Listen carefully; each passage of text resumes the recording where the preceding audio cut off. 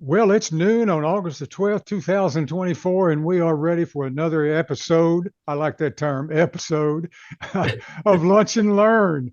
We're so fortunate every month to be able to have Tony Woodard, who's the chief inspector for the state. Today is especially interesting and different and good in that we have Dennis Curry, who is an inspector up in Fort Smith, and he's going to be joining Tony, and they'll be talking a lot about code for the state, as well as any things that may be a little bit different from the local municipality. Tony, Dennis, welcome. I'm going to turn it over to you. Y'all can get started. Okay, yes. Dennis had he's got a weird area right there where Chaffee it's growing like leaps and bounds, and there's just a little strip right there that's just right outside the ordinance, and where JC tries to pick up at Chaffee and go. And we were seeing consistent code violations on the new code violations, and Dennis had reached out to us, and he was kind of having the same things. So Dennis took the time and he put together kind of a little checklist of the pretty much the changes, and it was consistent of what was happening. And I invited him to be on the Lunch and Learn. He volunteered, so we're going to let him kind of go through the little checklist that he provided for the builder inspectors, contractors of Fort Smith. And I'm proud he joined us. And take it away, Dennis. Well, it's good to be here. I think y'all do a marvelous job. The first one we've got, which has been a city ordinance for a while, but is now being enforced really hard, is our drains cannot go to sanitary sewer, even with an air brake. So we have to make sure that we take them on the ground outside, or in the case of 90 plus furnaces and water heaters, their drains will of course need to go to a French drain or another means where air can't blow up into it and freeze up on you. Okay. I want to, let's get it clear with them. So in the ordinance that you have here, you can't even in a commercial application how they normally drop things in a mop sink. I'll give you like a Chick-fil-A, for instance, commercial where they come in, they have their little deals right above and drop it in a mop sink. That's it. That's not allowed in Fort Smith. That is not allowed for the condensate. Okay. For the condensate. Okay. And so we need to make sure that people understand we're talking condensate now. AC condensate. We're not talking about the 90 plus furnace condensate, are we? No, that's condensate as well. Oh, is it? Yep. Yes. That is a condensate off of a 94, 95, 96% furnace. They're called condensing furnaces. That is the water pulled out of the gas as it cools down after it evaporated in it in products of combustion. Basically, if you did not purchase the water from the city, then that water does not go into city sewer. Oh, there we go. Okay. I love that explanation, and that is politically correct, my friend. Yes, it is, isn't it? Yes, sir. This is the combustibles that can't be placed in and returned, the underside of platforms. I've come to find out that a lot of water heaters are plenum rated, but it's the things connected to those water heaters that aren't plenum rated. If you're running a standard plastic water pipe, maybe PEX itself is not plenum rated. They do make a PEX that is plenum rated. You'll have to check with the brand you have and something from the manufacturer. Most of the electric will be plenum rated because even residential or commercial, it has to be encased in protection. So a metal flex, a Carhartt flex, which is plenum rated, conduit, all those things are plenum rated. But if you have a pan under it that's plastic, that plastic pan is not plenum rated. You know, I'm just trying to imagine a situation where, of course, I'm thinking about like a hall application and you got the little return below it. Where would you have an application that people would put a water heater in their plenum? Multifamily dwellings and duplexes a lot when they're building these small little duplexes. They don't want to give up the square footage. They want to put it in the closet. And so they'll get a low boy water heater because it's just a 1 or 2 bedroom per side. So you can get a low boy 30, 40 gallon that can handle a bathroom group and a kitchen group and a half bath. And it has the water supply to do it and can produce it. So that's where you tend to see it. And when they do that, they're trying to return either under the base or out the front. Okay, now I don't want to help me here, okay? Now, that would need to be an electric water heater, wouldn't it? That's correct. It would be electric. I was looking, okay. So Dennis, we have several hundred of this type of installation taking place right now in townhouses, 3, 4, and I was about to grab the instructions right on my desk, and I have reached out to First Company, Ream, Rude, Lennox. Every one of these hang on the back shelf with a face front opening on them. There's a simple solution to this. We're going to solve this real easy. You can mount a duct on it. It is designed. You can put your 20 by 20 duct, carry it right through the wall. If they want to offset the orientation just a little to where the doors may be more lined up in front of the water heater to where this is offset, you duct that thing, then you put all that stuff in there you want, and now we don't have that entire mechanical room being deemed a plenum. Because I did the research over the weekend on that and found them all can be ducted. So But there's another thing you can do as well. Build the platform out, take that door, cut it in half, and make 2 doors. well, one of the A others. lot of the wall hungs are allowed to be mounted on that wood platform. So you could mount it straight, then cover the wood with sheetrock because it's interior, have 2 doors, put your grill on the front of the door, and put metal or sheetrock on the back side of that wood door, and just the tops of return plenum, and then everything in it would be rated. One thing I can say, and I say it all the time, and that is if you get into a situation like this, if you're scratching your head, the second you know you have to scratch your head, that's the alarm that says, go contact my local inspector, because that way he'll make sure I'm going to do it right, and I'm going to save myself some money in the long run. All right, here's the next one. Okay, If the unit's located in the garage. Put it in the garage. So if I'm in a garage, we have an extra worry about pulling products of combustion in from the automobile or fumes from what we store in our garage, gasoline and other products like that. We have to protect it from the interior, which by building code, the wall separating the house from the garage and the ceiling of the garage is actually like a 20-minute rating. It's supposed to be sealed. That's correct.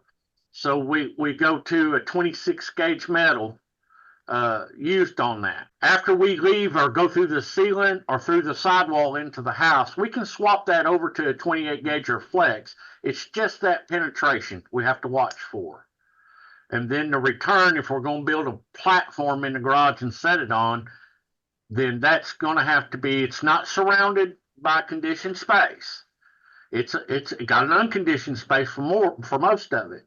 So now we need to put metal insulated, because we're supposed to maintain a minimum of an R6 by our energy code on that return and supply. So we want to do that and seal it properly.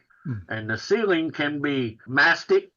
Help me with my word here, Tony. Okay, so HVAC caulk is an approved draft stopping rated for that 20-minute rating, correct? That's a big one because a lot of people have done that for years. I mean, I was trained that way too. So, okay, this is something we see a lot. Unobstructed access, for egress. If you're putting it in front of a window on a bedroom, that's actually an egress. That's for fire safety. They're supposed to be able to get out that window. So you want to move your unit out 3 feet. That's enough for them to come out that window and get on the ground and get away from the structure. Meter bases, electrical disconnects, things of that nature. Now, I'm not talking about a receptacle, because you have to have a service receptacle of something, within line of sight of your unit, 50 feet. This is in front of that electrical equipment itself that the electrician or the power company is going to have to stand on to do their work and do their maintenance. They get 3 feet in front of that to do their work for safety. Dryer venting. This is a big one now.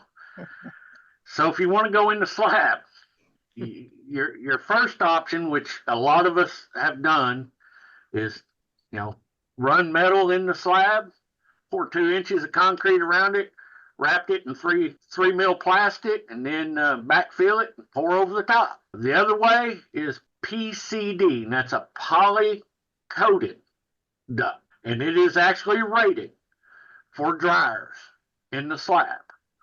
PVC is not for dryers in the slab.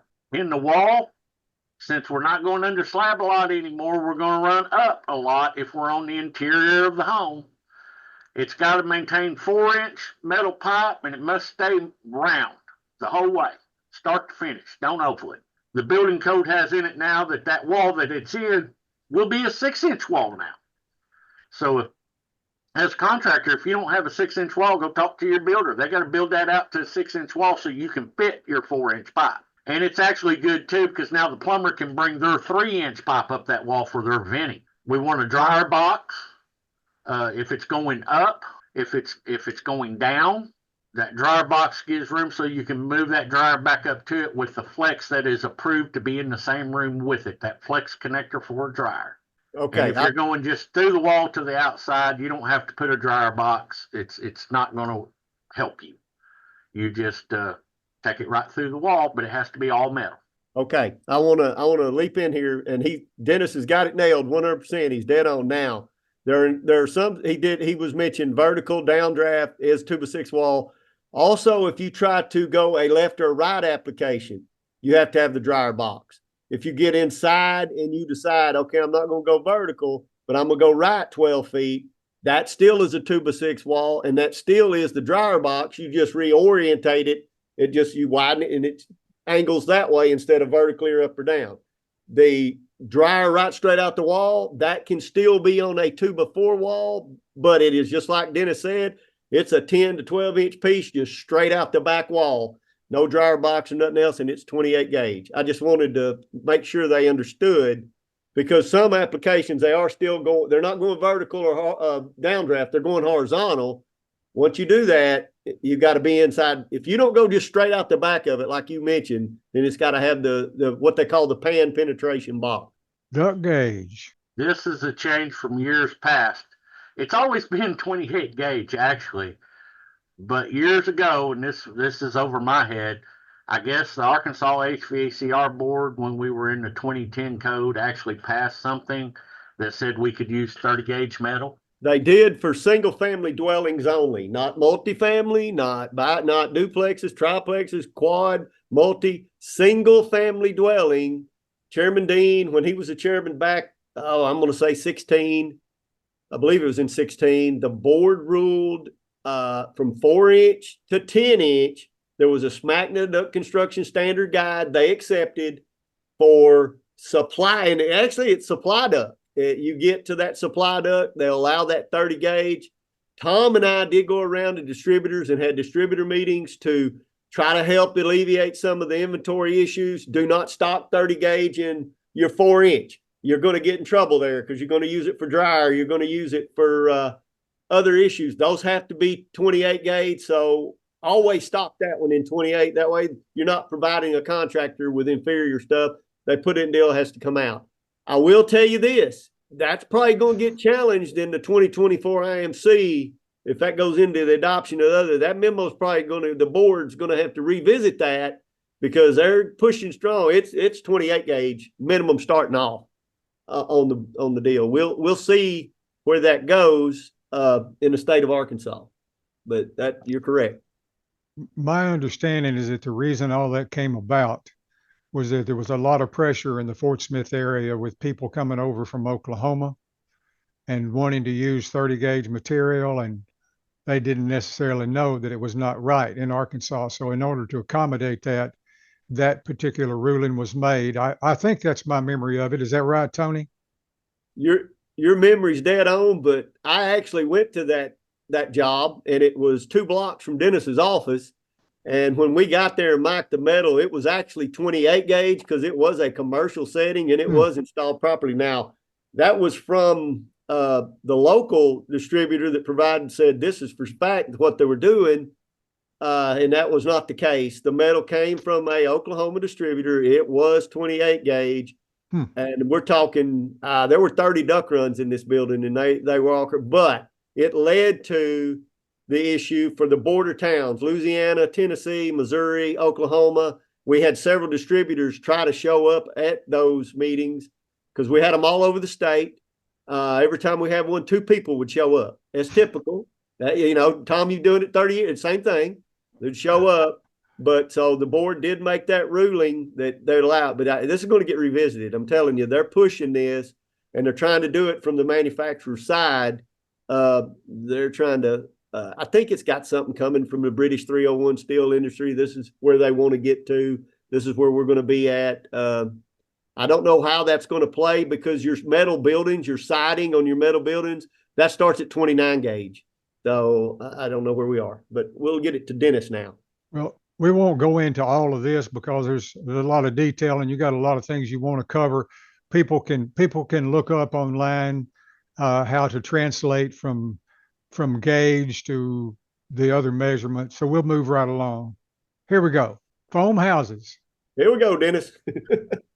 So foam houses are an animal that the codes that the state of Arkansas has adopted, including all the cities, Fort Smith included, we don't cover foam houses good enough. We're not keeping up with, and foam house has been around 20 plus years now. We should be on top of it more in the code, but nobody's tried to adopt it. But we are seeing more foam houses, and everybody has to do their job right on foam house, from the builder down to the plumber.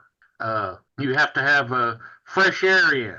In some cases, you may be bringing in combustion air, which is not the same as fresh air, for a different purpose. The foams are different.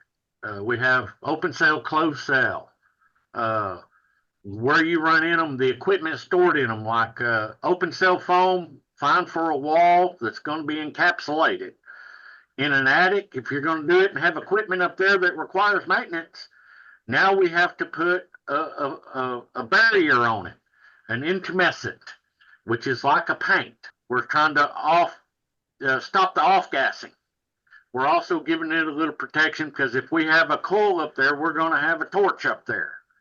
If we got a gas furnace, 80%, it's going to be open combustion. Different things like that, and we don't want it to melt, catch fire, or poison. Okay. So you need to tell us on the rough end. Right. And this is actually in your chapter 3 of the IR. It's in the fire code. It's in chapter 3 of the International Building Code for the builders as well. And it's not necessarily 100% intumescent. So what it is, ASTM 411C, the smoldering and off gas, there is a 15-minute ignition barrier requirement that must be met through American Society testing. So there are products out there that are not rated completely intumescent that are approved. So what Dennis is correct, you can't just put open cell up there anymore. If you don't go ahead and do the closed cell, you're paying back labor.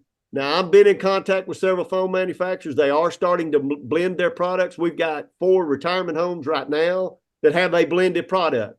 It is not a full-blown co-cell, but when you do see it applied, it's a shiny, it looks like semi-gloss paint, where the open cell is dull, and you can't just poke a hole in it real easy. You can lay your finger up on open cell and just walk right through it. But he's 100% correct. And this could be an attic fan. This doesn't necessarily have to be your instantaneous water heater or your appliance up there. If you've got an attic fan or humidistat control fan, you've got a service, same animal now. You're going to have to put that ignition barrier on it. So it's a good point you brought up there, Dennis. And a lot of it goes back to the IRC and the IBC, flame smoke ratings. We're 5450 for residential, and we are 25/50 for commercial. So on commercial, if you do not have it encapsulated, whether you have equipment in the attic or not, you're going to be putting a 15-minute barrier on that foam, whether it's closed cell or open cell, because it cannot meet the smoke rating. On residential, it'll beat it. It's better than that smoke rating requirement. Now we're just doing it for the equipment. On commercial, you're doing it no matter what. Yep. Unless you encapsulate it. Very interesting. I know this. Foam houses have opened up a whole door of things that we need to get into and to discuss. And you're right, Dennis. We really need to address this stuff in absolute detail. And I'd like to see us come up with the details suggested, line by line, code by code, whatever is passed through the board, so that people can have it to know what to do. Because the truth of the matter is, most of us really don't know. We're just running on what somebody told us at the coffee shop. Here we are. You got to identify your primary condensate drain. This is a new one. At the termination point where the water's dripping out, they want us to mark it with green. Be paint, marker, tape. anything green, if you see it on the outside of the building, and water's coming out of it, you're supposed to know that means water's supposed to be there. We let Tony on this one more than me. We allow actually green zip ties. They've been adding a green zip tie. We've been approving that. It's identifier we educate the consumer. This is where the water comes out with the one with green, the one above your garage door, your overhead door, your window. That's your auxiliary. It's not identified. If water's coming, it's to alert you there's an issue. The green identification lets you know that's good to go. But that, yeah, they've been doing some little wide green zip ties because of the painter tape. But anything green, gray on, as long as it's green, we're good. This is a big change for a lot. Now, most manufacturers, whether it's a total electric air handler or a gas furnace with a coil on top, what techs would say, well, that's positive pressure. They're still wanting you to trap it. And if you're going to put a trap, you got to put a clean out before the trap. The code doesn't want you to have to cut that pipe to clean it out. It wants you to be able to clean it out in place without cutting it and putting another joint in it. Yeah, you can have the clean out. You could also, instead of a T, in place of that T at the beginning, you could put a union there too. You could double union it so you could take it apart and clean it, or take it apart and blow water through it or nitrogen through it, any manner of ways. I used to use a wet dry vac outside, to be honest with you. Mm-hmm. I would suck on it with that wet dry vac really hard, and I had a big one, and when it popped that loose, the water would rinse out that drain line as it came, whereas sometimes I use nitrogen, just blow a little bit hole through it and clog up 2 months later. I do want to say another option, they make a primary it's a secondary float device that locks off, but it can be removed instead of a T, because I've had some contractors starting to do that. You can just pull that out and use that. It's a 2-in-1. You can use it as your secondary and your clean out all in one. That's legal also. They should think about a little change on that, because unless I'm mistaken, the code actually says that float switch is supposed to go on the secondary pan drain, not the primary. I do let them put it on the primary drain in the application in which you're talking about. They've got that added in there, Dennis, in the primary. Okay. Number 4. They said they will allow either from the manufacturer on the primary side, or you can install it in the primary. Yeah. I may have just missed that. I'm glad they did, because it needed to be that way. Yeah. It shouldn't matter whether it's on the secondary or the primary. It's just a secondary. Right. It's just a secondary device. That's it. Equipment basis. There's a lot of different ways. We got to get them to think outside the box they were trained in. And trust me, it's hard. On the far right where it says good, those work excellent. I've actually, and that's a big box. I've actually built boxes the size of a filter base, because I used to use a 3.5-inch filter base, and then set my equipment on top of that, and it supports it completely. And then I can tap out of the side of it and go anywhere I want to. It's really good. The one on the far left that says not good anymore. That's because a lot of the equipment, if you actually read it, has a clearance level on the bottom of it. 1 inch from combustible, or 2 inches, or 3 inches. So the top side, now you're having to put metal or sheetrock or something on the top, and then you got to go under that platform and seal everything in it. And that includes the underside of the platform top.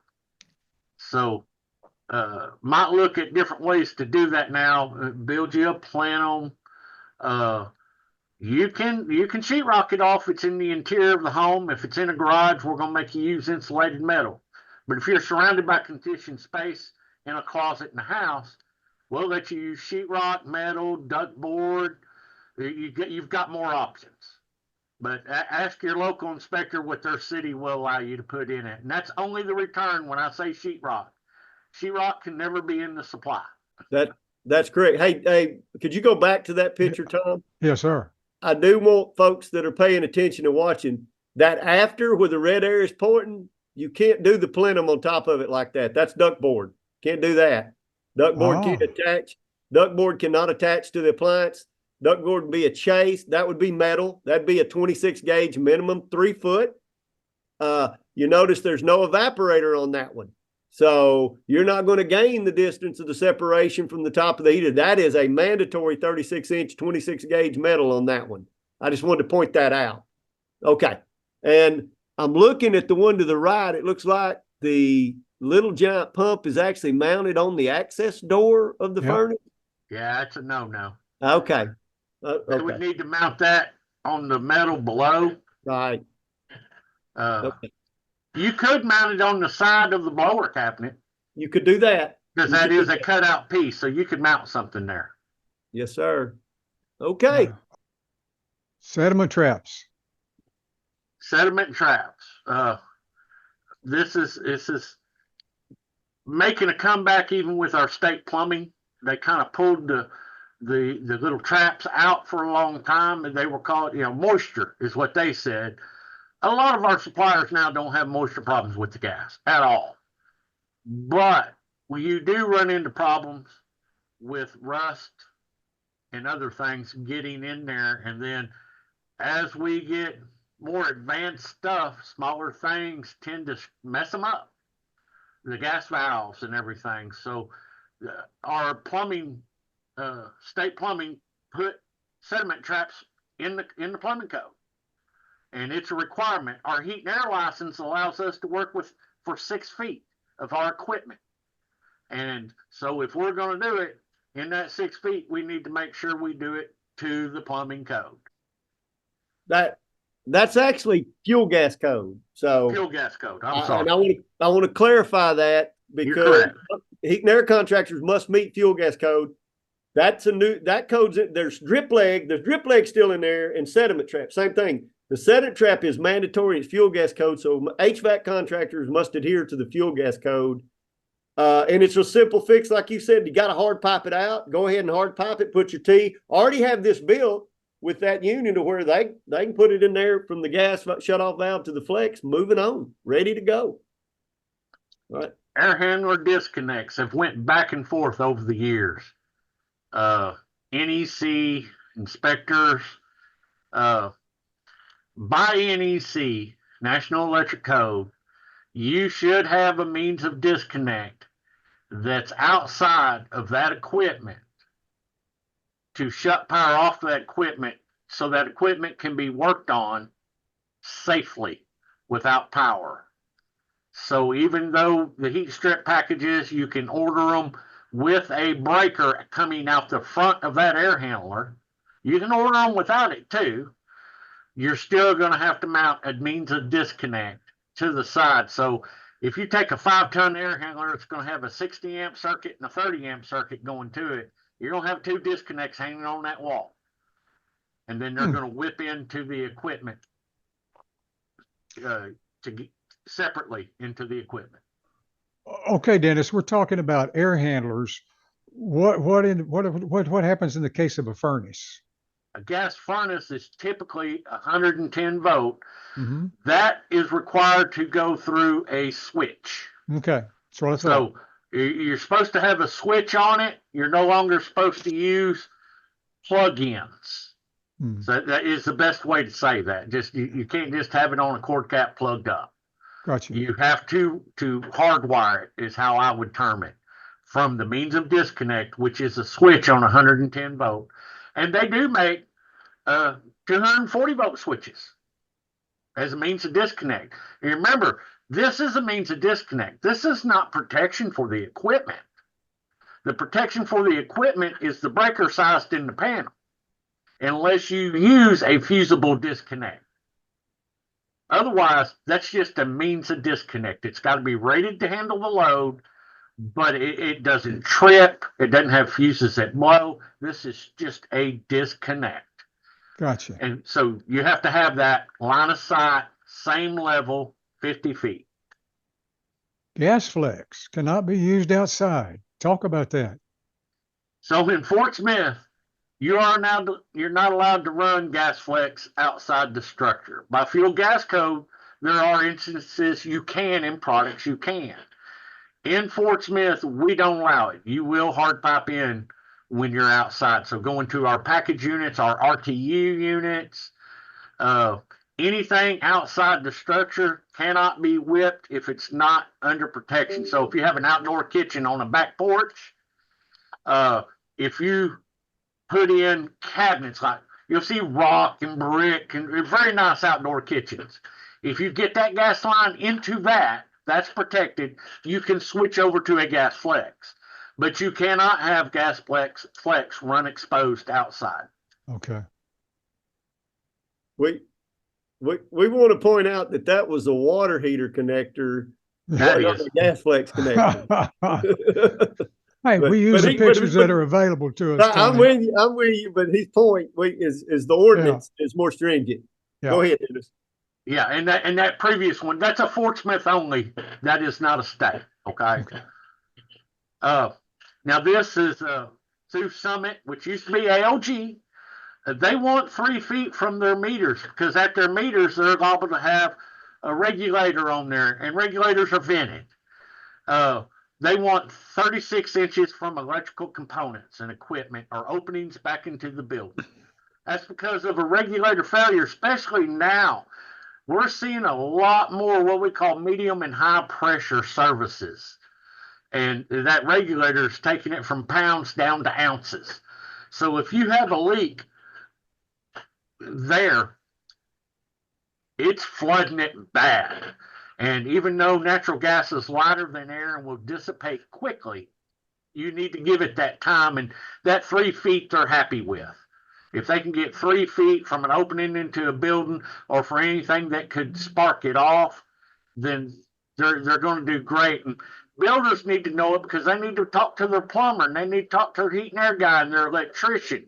That's a general contractor. They need to say, okay, you're going here, and you're going here, and we're going to keep these separations. We have a whole building. Don't try to shove everything in 2 foot space. Okay. Okay, let's clarify an opening. Now, you're talking about other type of, now a mechanical intake opening, that's got to be 10 feet away from that. So let's clarify on that. This is the start, 36 inches. Gotcha. Yep. My goodness, I didn't realize we were that close to being through. Guys, I really appreciate your time today. We've run over a bit, but I think that it was worth every extra minute of it. I know it will be for the industry, and I think it will be for your time as well. Folks, if you got any questions or complaints or compliments, be sure and call 501-682-9201. That's up there at the Department of Labor and Licensing. And for those of you who have questions about getting your license renewed, this is the phone number you ought to use, because Michael is there. He deals with it, and he knows it better than anybody, because he deals with it many, many times every day. And you will not find a nicer, more helpful gentleman than Michael is. That's true, isn't it, Tony? It's a fact. We're blessed to have him. I mean, we went from 2 to nothing, and then we got Michael, and we're blessed to have him. I'm very thankful he's on the admin team. He takes a load off. I'm telling you, he does. Dennis, if folks live in Fort Smith, or they're going to be working in Fort Smith, what do they do to get in touch with you? My number is 479-784-2238. You can go to the City of Fort Smith website. My number is on there, and we've hired another mechanical inspector, Daryl. So both of our phone numbers are there, our emails are there, and we prefer to answer your question before you spend the money wrong. We don't want to cost you money if we can help it. We just want it to be safe. And I'd like to thank Tony and JC for always giving me the support when I call and ask questions, because that's who I check my interpretation of the code with. Well, our next Lunch and Learn will be Monday, September the 9th. As always, we thank Tony Woodard for being the co-host of Lunch and Learn, and today we want to send a special thanks to Dennis Curry and the City of Fort Smith for taking their time to bring Fort Smith contractors up to date. We appreciate you all. We'll see you in September.